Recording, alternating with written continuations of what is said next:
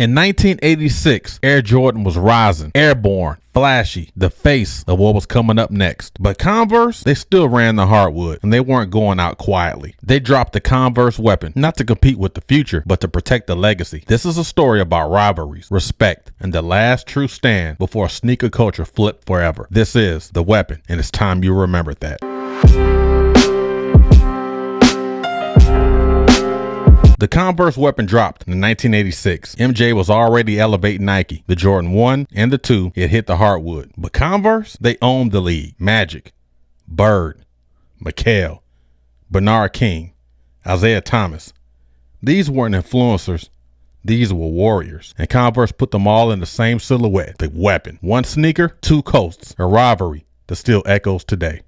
The Converse Weapon, that's the shoe that's Magic do what he was born to do. Maybe so, but that's not all. They let Isiah play like he's 10 feet tall. For the kind of moves that never fail, the weapon's the choice of Kevin McHale. The same is true for Mark McGuire. When I wear weapons, I'm on fire. Well, what can the weapons do for King? Well, I can do just about anything. You already know what you did for me. What? I walked away with the MVP. The Converse Weapon, the #1 weapon in the NBA. This wasn't just an ad. It was a roll call of killers. Magic in purple and gold. Bird in green and white. And right behind them, Isiah, McHale, King, and Aguirre.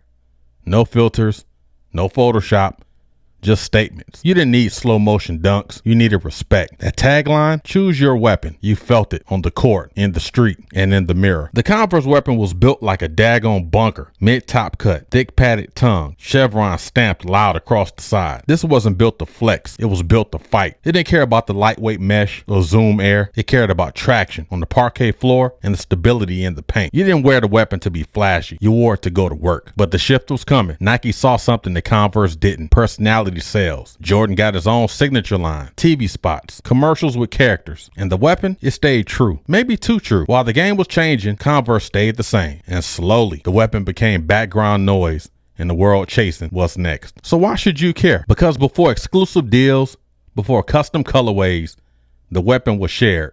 Two rivals, one sneaker. The design was identical, but the meaning was personal. Converse didn't sell hype, they sold identity. In an era obsessed with what's next, maybe it's time we give props to what came before.